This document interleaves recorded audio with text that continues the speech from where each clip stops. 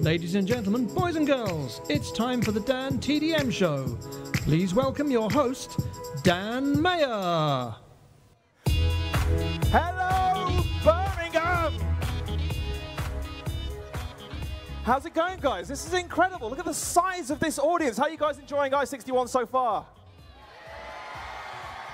That's good, that's good. Now, I understand I am not the Dan you were expecting on stage. I'm very, very sorry about that. But I do promise that DANTDM will be on stage very, very soon. How excited are you guys to see him?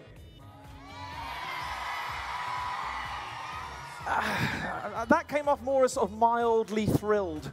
Can I get another one? How excited are you to see DANTDM? Yes. That's more like it. Now, before the show gets underway, just one small piece of housekeeping. I know you guys are going to be super excited to see Dan when he finally comes out on stage, but can I please ask that you all remain in your seats? I mean, I'm mainly addressing the parents here because I know what you guys are like. You're crazy. But we've got camera crew, we've got cables all around the place, and the last thing we want to do is leg any of you up, or if you're of a certain height, clothesline you with a cable. Nobody wants to see that.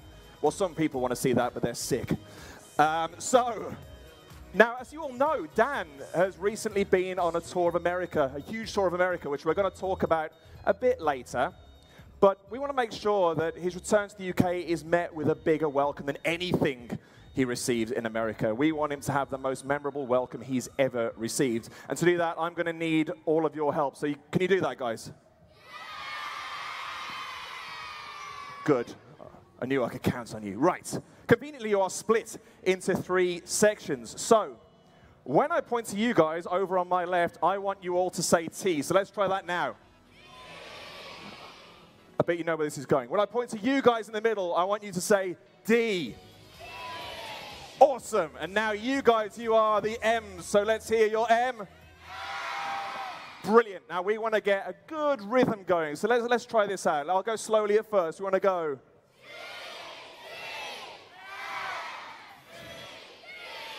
Right, speed it up. Keep that going. Keep that going.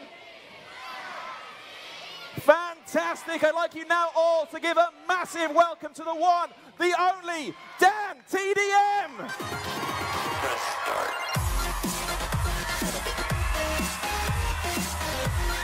Hey, guys. Hey, how's it going? How's it going, Dan? Good, I'm good. Good to have you back in the UK, man. I know, finally. I've been away for too long. What do you make of this? This is insane. Hi, guys. How are you? You good? Nice. And everyone watching at home, I hope they're good too, because we're actually streaming this live to my YouTube channel right now, which is awesome. So, this is going worldwide. It is. This is a big deal. So, how does it feel to be here back at INSOMNIA? Oh, amazing, because this is I-61. My first INSOMNIA was I-51. So, yeah, this is my 8th one. It's always a great time. Yeah, you're a seasoned veteran. Yeah. Right, shall we grab a seat? Yes. Okay. Now, towards the end of the show, we are going to be doing a group Q&A. I will be braving the crowds and getting questions from you, the audience, as Dan picks. But you might not all get picked. And I understand that, obviously, you might be a little starstruck at seeing Dan in person. You might not want to talk to him directly. So we've got the power of the internet on our side. So if you tweet at Mr. Pointyhead, that's my slightly worrying Twitter handle, with the hashtag I61, I will be keeping an eye on my phone throughout the show. I'm not being rude. I'm not just ignoring Dan when I'm looking at my phone. I'm looking at your questions. And I will be asking some of the questions that you throw out there. So don't be shy. Do send me some questions. Yes, now, awesome. Dan, I have a question for you. Okay. The last time you were here, I believe you were celebrating a very impressive, and I'm not at all jealous of your success and good looks, 13 million subscribers. Yeah. And now, just 3 weeks ago, you've now hit 16 million subscribers. Yeah, that is pretty crazy. Come on. Thanks. That's just silly numbers. So, to put that into perspective, if Dan's channel was a country, he would be the 70th most populated country in the world. Take that, Zimbabwe. Yeah, I did my research. I went to Wikipedia. I know it's actually the 70th most popular. I mean, that's an incredible achievement. So that is insane. You know, you've worked incredibly hard these last 8 months. I mean, this must be testament to all the effort you've put in. Yeah, we did this yesterday, and when he told me that it was literally that span of time between 13 and 16, I was like, wait, really? It's insane, yeah. Can't believe it. Every day, I just have to pinch myself to see if it's still real. That's good to see you're still grounded, man. I just have the worst ego in the world. Nice to know we could start a country, though. That's it. You can start a little republic. It's amazing. The Republic of Dan. Would you all live in Dan's country? Yeah, of course you would. Yep. I think you'd be a very benign dictator. And so, a big part of what you've been doing recently, aside from your standard show, you've created your own YouTube Red series. Yes, Dan creates a big scene. Did any of you guys see that? It was good, wasn't it? It was good seeing him do some acting. How was that? How was that experience of doing like a proper show? It was crazy. We actually filmed the whole thing in about 9 days, which was not a good idea, but also quite fun at the same time. But yeah, it was an interesting experience. Yeah, acting for the first time, but also acting involving things that aren't actually there. So all the characters, there's only 2 human characters, which are me and Eve, and the rest are all animated characters. So you're spending a lot of time acting and reacting to people that aren't actually there and usually are just like sticks in real life before they're animated through all that magic. So yeah, it was interesting, but a lot of fun, especially being able to see it from my perspective, where it does start off of just sticks in a room, change to then the finished product, which is the character actually being there. It's amazing. So it's just as magical, I guess, for yourself when you see that happening for the first time. Yeah, exactly. So one thing I really enjoyed about the show and the whole sort of premise of it is that it's quite self-deprecating. You know, you're not afraid to poke fun at yourself and you know, about your insecurities and your worries about the things that you're making. I mean, do you think it was important to show that side of you to the audience, to show that, you know, you do have those, you still have those worries? Yeah, of course. Yeah, there was a lot of stuff in there that we touched on. I guess one of the big messages that I took from it was the believing in yourself message. That's throughout the whole series. But yeah, I poke fun at myself all the time. You guys know that already. But I really wanted to carry that element of my videos into this series as well, which I think we did quite well. We poked fun at the animated characters too, of course. So, you know, alongside doing your usual videos, doing the YouTube Red show, you managed to go on a massive tour of the US. I did, yeah. So I guess my first question is, do you have a secret twin brother? Is there an army of clones? How are you managing to fit all this into your life? It would be good to have a few clones, just so I can do even more at the same time. No, I just don't sleep much, I guess. And how was the trip to America? Absolutely, yeah, life-changing, to be honest. It's one-of-a-kind experience. It was absolutely crazy. Spent, I think, 13 weeks out there in total. Managed to drive through, because you saw the tour bus, right, that we used? Saw the tour bus? Yeah, we used that, and we managed to drive through every single state, apart from Alaska and Hawaii, because they're not actually connected to mainland America. But no, driving underwater is notoriously tough. Unfortunately not. Yeah. I can't do that. So were there any parts, I mean, you clearly went to all the big cities, but were there any sort of places throughout mainland America that really surprised you, that you were really impressed by? You know what, just everywhere is so different, because we were using the tour bus. You'd do, say, 3 cities in a weekend, which would sometimes be 10 hours apart. So we'd do a show, fall asleep in one place, and then just wake up in a brand new place, it was really exciting to just pull up the blinds and see where we were next. I can't think of a place that we went to that I wouldn't go back to again. It was amazing, yeah. Must loved have been it. Surreal. So, did you see when Dan took to the streets in a Ferrari, which seemed like a dream come true, but it didn't quite go as planned, did it? No. Well, for the first 2 days it did, and then the flat tire kind of put a damper on that.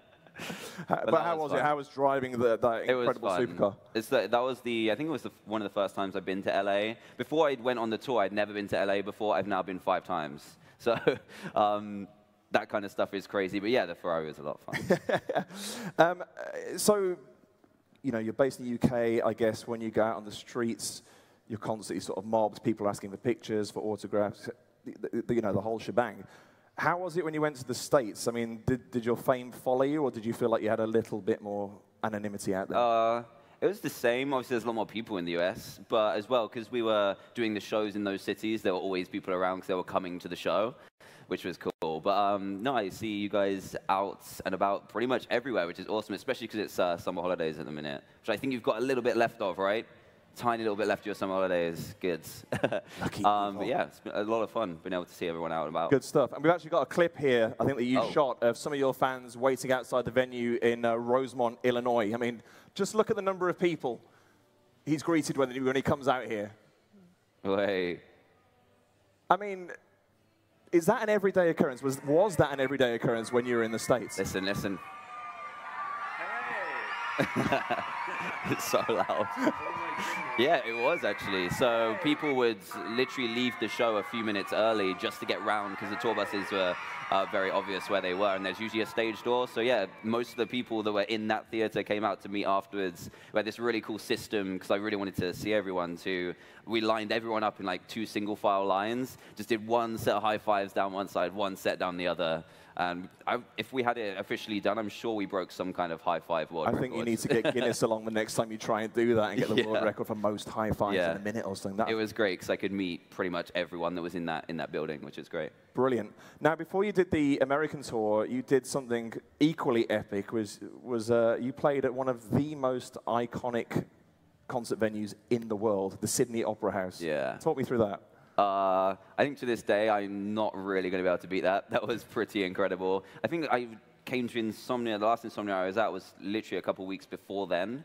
So yeah, it was absolutely phenomenal. If you ask anyone what the most iconic place in the world is, iconic theater in the world is, they'll almost 100% of the time say that. So yeah, bucket list checked off. Ticked. And how were the Aussie fans? They were crazy too. All you guys are crazy. I know that. You must have liked it, though, because we've got some big news. You are returning to Australia. I am, yes. In 3 weeks or so, I am on the way back there. Yes, so we're going to be there for 2 weeks, because last time we only did Sydney, and the demand was crazy, so we're going to the Big 5 in Australia, which is insane, in about 3 weeks' time to finish. And then the tour will actually be done, which is quite scary. That will be it. That will be it. The live shows will be done. And if any of these fans fancy the 24-hour flight over to Australia, what are their chances of getting tickets now? Unfortunately, 0. I wouldn't make the trip. Sorry, guys. Yeah. So all sold out? All sold out. They sold out in 2 days, actually, which is one of the fastest we've had. Wow. Yeah. Your fans are... They're quick. They're dedicated. Very quick. The parents are dedicated. I know that. And are you going to vlog your entire journey? Yes, I will. I will vlog as much as I can. There's going to be a lot of flights, a lot of busyness, but I'm sure I'll take you guys along for the ride as well. And which of you guys would like to see Dan bring a koala home to join the pugs? Yeah, I think the only people who are quiet then all work in customs, don't you? Yeah. So away from the tours, away from the traveling, I think it's safe to say that your channel is going from strength to strength, as we've established. You have 16 million subscribers now. Have you guys been enjoying like Dan's troll face and Hello Neighbor and the Escapist videos? You enjoying those? Nice. I'm glad. But we all know that the game that Dan is best known for is Minecraft, and I've heard word that there is a new series in the works. What can you tell these guys about that? I haven't said much about it at all, really, because I've been working really hard on it. I really, really wanted to get like a sneak peek trailer ready for this weekend, but I just wasn't able to. But I want to take 2 of your guys' favorite series, which I kind of put on a hiatus for a bit. You guys heard of the Diamond Dimensions, right? Heard of that? Good. And the Custom Mod Adventures too? Yeah, so I'm taking those 2 and smashing them together to make a really, really cool, awesome new series. And I want to just take it to that next level. I've been researching and learning a lot of new stuff about Minecraft, so like making my own custom stuff for it. So literally, you'd only be able to see that stuff in my videos. I want to do the music for it, and yeah, it's going to be absolutely insane. I don't quite have a name for it yet, but it's going to be amazing, I promise you. Do you have a rough idea when you might be releasing the first episode? Well, it was supposed to be a week ago, but I'm hoping in the next few weeks, because it's almost there. I just need to put the finishing touches on it to make it the best it can be. But it's going to be awesome. Custom mods as well, just for the show. It's going to be great. So aside from Minecraft, you've got a few favorites you play in there. What's the sort of criteria you apply when you pick a game to cover? Does the sort of audience feedback, is that taken into account when you pick something new to play? Yeah, audience feedback is massive, especially for things. So usually I don't just start series. I don't plan to ever start a series. It usually comes from the response of you guys. One of those in particular was the Escapists 2, which you guys absolutely loved the first episode, and every episode from that's now turned into a 10-part series, which still isn't done yet. So if you guys like it, it and I enjoy playing it, then yeah, I'll play more of it. That's the formula. Right, let's go to Twitter and see if we can get a question. Okay. Jody Ray. Are you out there, Jody? There you go. Oh, right there, nice. Yeah. Do you have a lucky mascot? Oh, lucky mascot. I don't. I do have my pugs, I guess. But I can't bring them with me because I'd be incredibly misbehaved. But I wish I could take them everywhere. Yeah, I guess they would be my lucky charm. They're your totems. Exactly. And now that you're back talking to the pugs, has it been nice to spend a bit of quality time with Gem and the pugs? Yeah, it has. If you add in the Australia trip coming up, I would have been away for a whole third of the year away from home. So it was good to get back to normal and make videos again. Good stuff. And the guys, I mean, this is being live streamed, so Gem and the pugs are probably watching at home. So can we show them some love, please? Can we hold up some hearts for the guys at home so they can, there you go, look at that. That's great. A mass show of love for Gem and the pugs. That's awesome. Now, Dan is going to play some games, but before we do that, how do you fancy being among the first to see something completely new from Dan? Here we go. Yeah, you keen? Yeah, that's better. That's better. That's better. Okay, take a look at this. Here we go.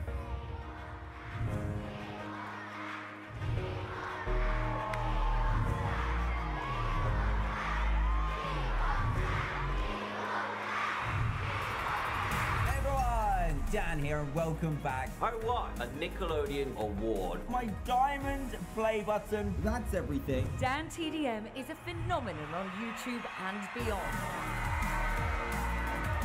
High fives are no problem. We got high five too? In 2016, Dan took a show on the road. I am going on tour around the whole of the UK, the awesome Australia, and the United States. And delivering a 2-hour show to a rapt audience. Noisy and rapt. Selling out venues across the UK and finishing at the Hammersmith Apollo London. Next stop, Australia. Yeah, it is so exciting. This is going to be really, really cool. And then on to 39 cities in the USA. Selling out legendary venues like the Beacon on Broadway, Ryman's Auditorium, Louisiana, and the Dolby Theatre, LA. We're in the tour bus. It's so cool. Meeting thousands of his fans across the world.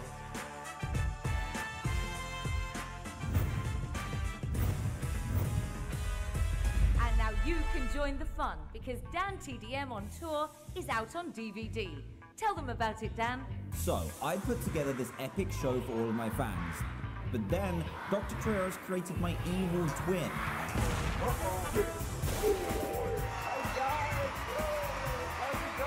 How is the whole of London doing? You doing good? He kidnapped my pugs, I have your dog. and me and my friend Eve and the audience had to rescue them. Did you guys save them?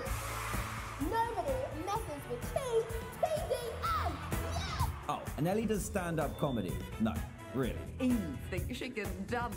I can dance better. And I literally do have 2 left feet. Anyway, my evil twin Dan sets us really hard gaming challenges. Whoa! What was that? Keep on going. So close. No, get off those. One there. No. And stole my subscribers. What? No! And then trapped us all in the digital world. And then, right at the end, I had to... Oh, that's the boss stage. I'm going in. Whoa, easy, Dan. Don't give it all away. Ah, good point. Well, guys, I guess you'll have to watch the DVD. Hope you enjoy the DVD of my live show. It is packed full of extras and behind the scenes, and of course, you'll have the best seats in the house. It's been a great year, and it's all thanks to you. There you go. Looks good, doesn't it? There we go. So, Dan, you got a DVD of the live stage show in full. What was the thinking behind that? Because I just want as many people to see the show as possible. Yep. Because we worked so hard on it. It's been literally my life for the past year and a half. So I'm really proud of what it's turned into. It's an incredible show. I'm biased, obviously, but I want people to just as many people to experience it for the first time or many more times after seeing it live, because I love it. As we've established, the tickets always sell out incredibly quickly, so it's really important that some people get to see that show one way or another. We've also got something very, very special to share with you. This coming Thursday, on the 31st of August, the DVD is going on pre-order. Now, if you pre-order it this Thursday only through Amazon, Dan is going to personally sign that copy of the DVD. How amazing is that? Every single one. Every single copy. Now, trust me, if you don't believe me, this guy spent last night signing all the posters he was going to be giving out for the meet and greet today. He is dedicated. So we're talking possibly thousands. Yeah, tens of thousands. So yeah, if you order it on Thursday, for across that whole 24 hours, you will get a signed copy, which is awesome. And you're not only getting the live show as well, so even people who have seen the live show, there's going to be stuff on there that's going to be new to even them. Yes, exactly. So if you have seen the show, there'll be lots of really cool behind-the-scenes stuff, which we used some of it for Dan Creates a Big Scene, but we also saved some of the best bits for the DVD as well. So some of my personal favorite bits are like all the green screen nonsense that we went through. That's a lot of fun to watch when you see the finished product, but then go back and see how it was actually filmed. That's a lot of fun. So yeah, if you're interested in how we actually created the show as well, there's lots of stuff in there for you to check that out as well. What I like is that you seem to have spent a lot of your time recently acting against nothing. Yeah, yeah, that's true. Even in places that don't even exist, just a green box. Amazing. And you guys here at Insomnia are pretty much the first people to know that, so get that date in your diaries. And the other thing is, obviously, you can't buy the DVD or pre-order the DVD here at Insomnia, but there are some DANTDM exclusives. What can these guys pick up? Oh, yeah, so we've premiered some new merch at the merch stand today, which is really cool. And there's a shirt you can only get today, well, the past 2 days, but today and tomorrow, the only days you can get it. It's got the orange diamond on it. That is an Insomnia 61 exclusive, which, again, I'm biased, but I really like. But, it's a cool design. Check it out. Thank you. I want to do another Twitter question before we get to the gaming segment. Harry Smith here says, you are a lot of people's hero, Dan. Oh, thank you. But who's your hero? Oh, that's a good question. My goodness. Who could be my hero? My wife is my hero because she has I wouldn't be able to do any of this without her. So I'm gonna say her. You better hope she is watching now. Yeah, I better. I will show her this clip. Okay, so one of the main reasons you guys all here at I61 is because of the gaming. So. What do you say we play some games? I think we should. We definitely should. Yeah. Now, as we all know, Dan is not your average gamer. He's got some of the finest skills this side of the Netherrealm. So I thought it only appropriate that we give this guy a serious challenge. Okay. Yeah. So, did anyone play the new the Crash Bandicoot Insane Trilogy that came out recently? I'm seeing hands going up. It was an amazing remaster of all the original Crash Bandicoot games that was somehow even harder than the original. But there's one level among all of the other levels that stands head and shoulders above them in terms of difficulty, and this level is called Stormy Ascent. Now, as legend has it, back in 1996, when Crash Bandicoot first came out, and some of you weren't even in existence, that's terrifying, 21 years ago, they decided that when they built this level, it was so hard that people wouldn't enjoy it, so they cut it out of the game. Fast forward 21 years later, the Insane Trilogy, and it's been reinstated back in the game.